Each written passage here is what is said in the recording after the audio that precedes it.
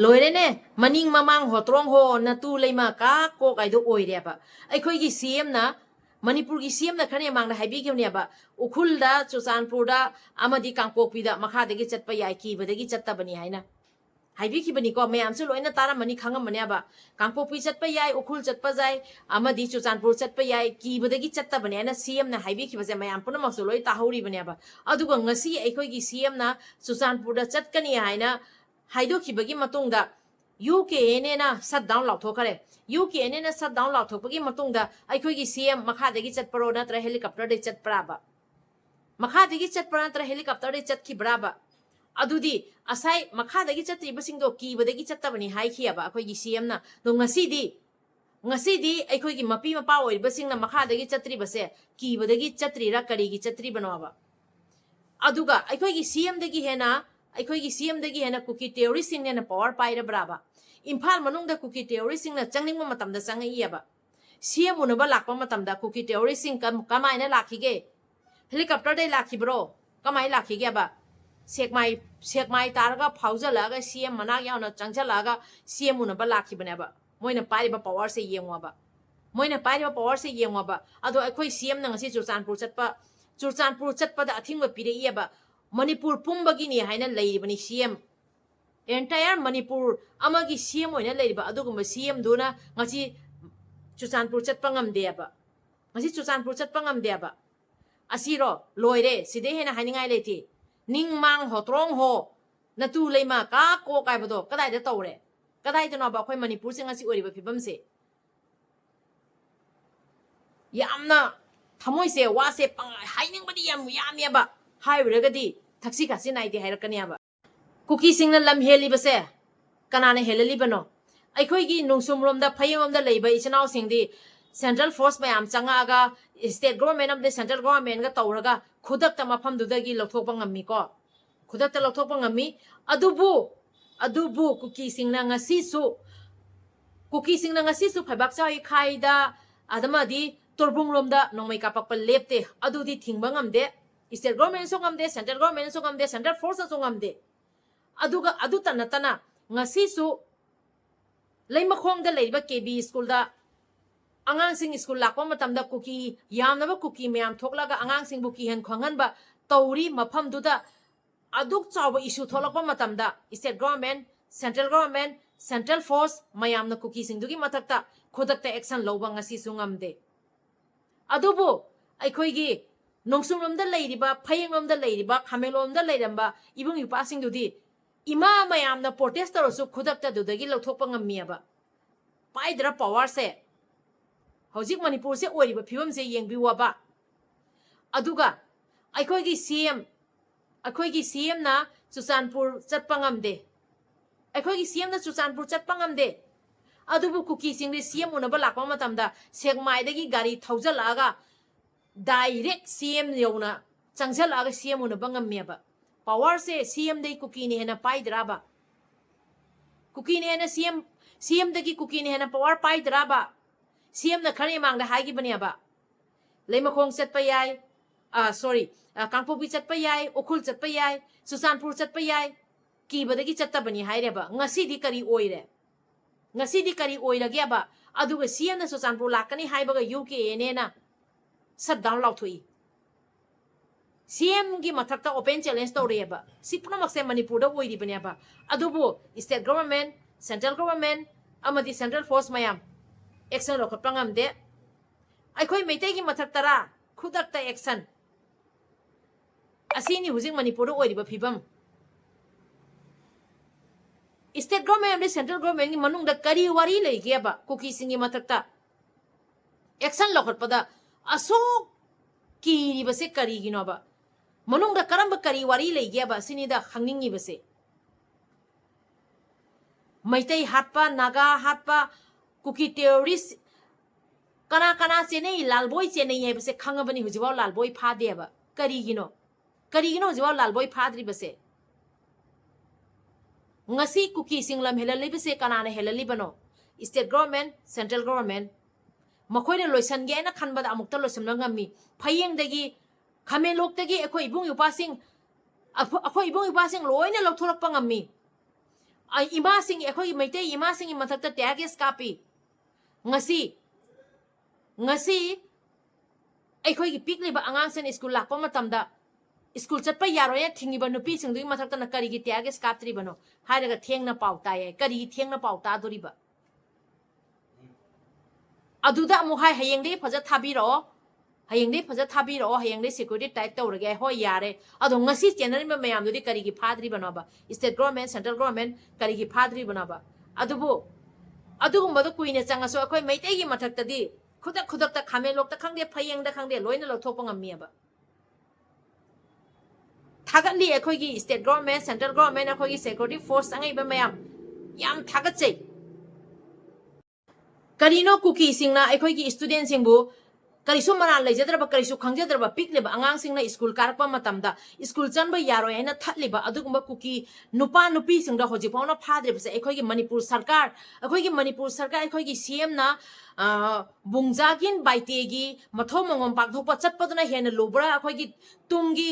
Yumbidian oiriba angang singna school chatpa matamda angang singdubu thatlaga angang singdubu kihan khangaliba tungi yumbidian oiriba angang singduda larik tamba chatpa yaroi hena leima khongda leiba kb school chatpa matamda thingiba adungba kuki nupa nupi singdo hojik phawna makhoi mathakta action karigi lodri bano adudagi hena chawba crime karino aba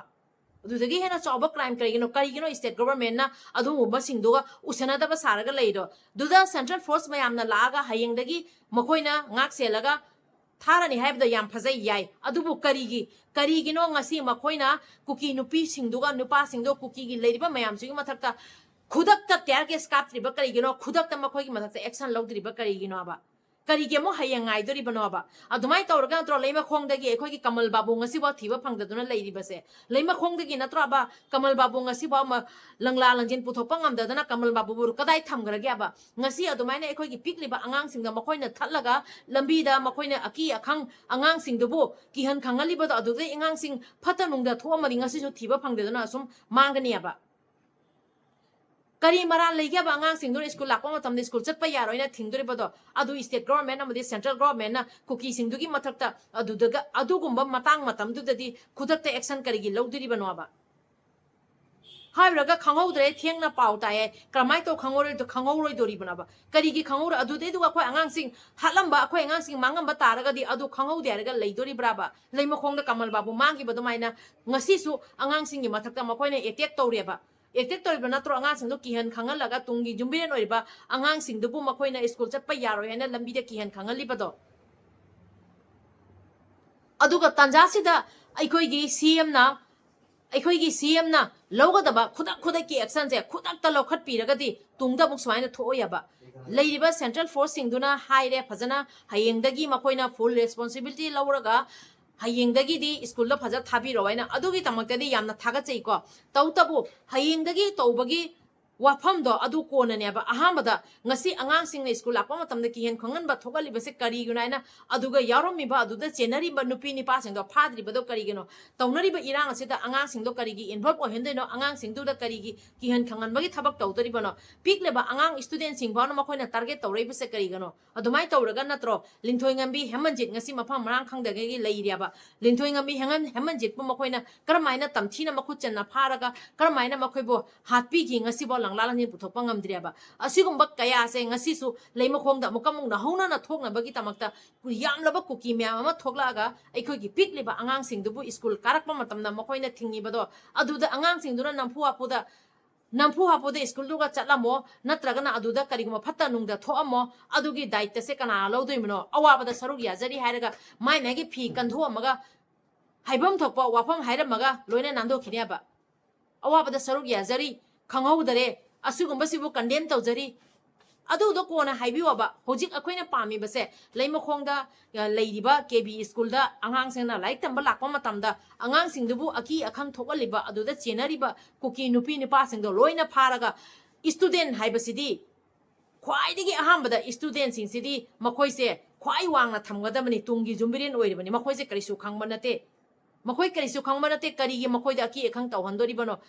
लेंगाक आइबा लेंगाक से Manipur सिगा लेरिब्रा लेत्रब्राबा India मनुंग सिगा लो आइबा लो से rule आइबा rule से लेरिब्राबा asog yamna kuki singna terrorism gi thabak thawang chathari basida asigi mathakta action lawdragadi karama matamda action lawdori banawa tampakta tawriba asumaina rule mayam se kuki singi mathakta di karigi lawdri banawa se hangningi aba si wafam se haijaning badagi ai video se semjarak pani koi chinaw mayam gi som mot thambiro hayeng dagi di mokoina full responsibility lawrani hayeng dagi security tight tawni hayeng dai thabiro wen hairibado adu yayaba ko tawtabu adugi mamangda aham bagi oina mafam duda thoklammiba angang singbu ki han khangalliba student karisu khangjadriba pikliba angang singdubu mokoina adumaina school chatpa yaro yana school da lakchariba angang singdubu adumaina lambi da thigiba adugomba kuki terrorist singdo hana phara mokoi singdo aham bagi oina cheirak pibam thokpura thoktabra nei chinaw mem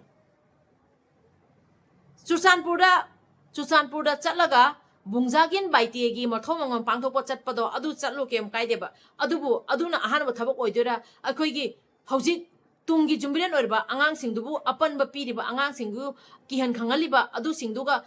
thigat hungatlaga chenariba kuki theory singdo chap cherak pibasina hana ahanba thabak oibraba sinida hangjaningi base Haibakcha aikhoi torbungromda kuki singna ngasi su nongmai kapsalai jalang phairomda ikapai baneba karigino central government amadi state government manungda kari wari leiyaba kuki singi mathakta action lowase ngamdribase manungda karamba aronba kari wari leiyaba khoigi state government amadi central government na kuki gi mathakta action lowa ngamdribase aduna bo 13 May 2026 ta kuki singna aikhoi naga ichanaw singbo pharaga atuki matik mihathina hatpada chenariba lalboy hujiwawna phadriaba kuki village ki chief oriba lalboy do yauri hebase aikhoi gi victim oriba naga ichanaw nupi singna hairebaneba khangna hojik phawada state government amadi central government gi mage dagi karigumba ama action lokhatriba kuki mihat pa singdo hojibaw phagatriaba karigino manungda karamba kari aron wari leigeba akhoi state government amadi central government na kuki singi mathakta action lokhapada asuk yamna koiba matam lawri base ichinaw mayam hojik akhoi na haigadabadi ko manipur sida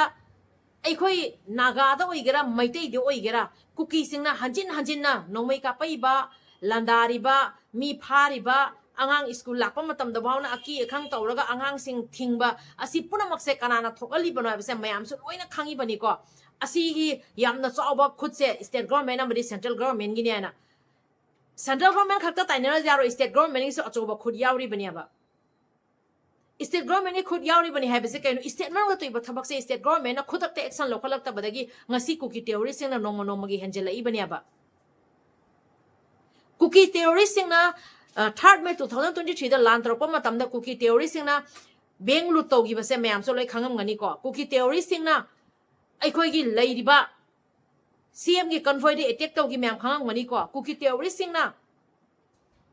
SP mathakta attack togi mayam khangam ngani ko kuki terrorist singna police ki gari kaya ma thugai gi dusu mayam khangam ngani ko adugumba mayam ma kuki terrorist singna chathai base khangna kuki terrorist singdugi mathakta ngasi yawa action loba ngamde aba Home Minister Amit Shah gi order bhauna kuki terrorist na mawa lobi diaba